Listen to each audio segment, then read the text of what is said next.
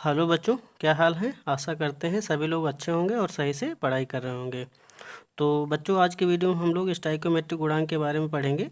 तो सबसे पहले स्टोइकोमेट्रिक गुणांक की परिभाषा देखते हैं कि संतुलित रासायनिक समीकरण में अभिकारकों और उत्पादों की मात्राओं को उचित संख्याओं द्वारा पहले लिखा जाता है, जिन्हें हम स्टोइकोमेट्रिक गुणांक कहते हैं।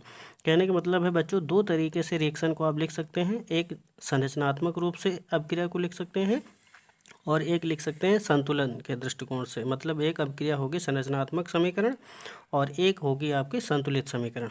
तो जो संरचनात्मक होगी उसमें केवल फॉर्मेट के तौर पर अभिकारक से कितना उत्पाद बनना है या क्या बनना है ये क्लियर होगा, लेकिन जो संतुलित रासायनिक समीकरण होगी उससे एग्जैक्ट पता चल जाएगा कि इतने मोल आपने अभिकारक इस्तेमाल किया और फिर इतने मोल आपका प्रोडक्ट बना। ठीक है, जैसे उदाहरण पर यहाँ पर आप देख सकते हैं कि अभिकारक ए और अभिकारक बी, ठीक है, जिनके मोल यहाँ पर क्रमशः स्मॉल ए और स्मॉल बी हैं, इनसे रिएक्शन होती है। तो यहाँ पर उत्पाद सी और डी, और जिनके यहाँ पर मोल स्मॉल सी और स्मॉल डी प्राप्त होते हैं। ठीक है, तो यहाँ पर स्मॉल ए, स्मॉल बी और स्मॉल सी और स्मॉल डी, यही क्या हो जाएंगे, स्टोइकोमेट्रिक गुणांक हो जाएगा। ठीक है, अब इसके बाद में जैसे ये अगला एग्जाम्पल है जिसमें से आपको पोटेशियम क्लोराइड के माध्यम से पोटेशियम क्लोराइड और ऑक्सीजन प्राप्त करनी है। तो यहाँ पर आपको 2 मोल पोटेशियम क्लोराइड के लेने पड़ेंगे, तब जाके गर्म करेंगे तो 2 मोल पोटेशियम क्लोराइड के और 3 मोल ऑक्सीजन के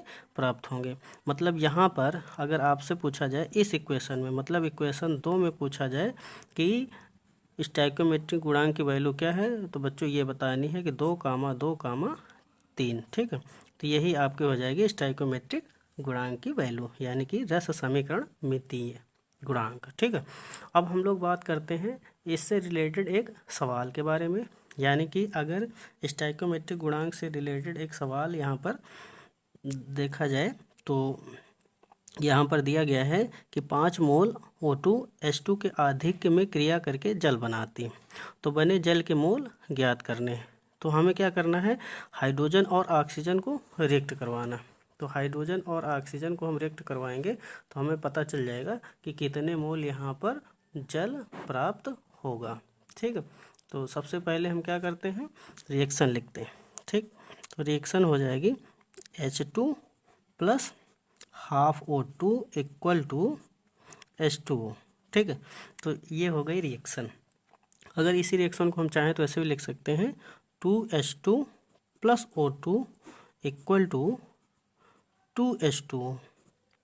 यानी कि यहाँ पर हाइड्रोजन के कितने मोल हैं, तो हाइड्रोजन के हैं 2 मोल, और यहाँ पर ऑक्सीजन के कितने मोल हैं, तो ऑक्सीजन का है 1 मोल, और यहाँ पर जल के कितने मोल मिल रहे हैं, तो जल के मिल रहे हैं 2 मोल। ठीक है, तो इससे ये हमें पता चल रहा है कि 2H2 plus O2 equal to 2H2 के बनने में ऑक्सीजन के कितने मोल लग रहे हैं। ठीक है, तो हमें यही बताना था कि 5 मोल O2 अगर H2 के आधिक्य से रिएक्शन करता है तो जल बनता है, यानी कि जल यहाँ पर बनता है। तो जल कितना बनेगा ये आपको बताना है। तो यहाँ पर लिख सकते हैं, चूँकि 1 मोल O2 से प्राप्त जल की मात्रा, चूँकि 1 मोल O2 से प्राप्त जल की मात्रा कितनी है बच्चों, 2 मोल। ठीक है, तो इसीलिए हमें क्या करना है, 5 मोल O2 से प्राप्त जल की मात्रा होगी।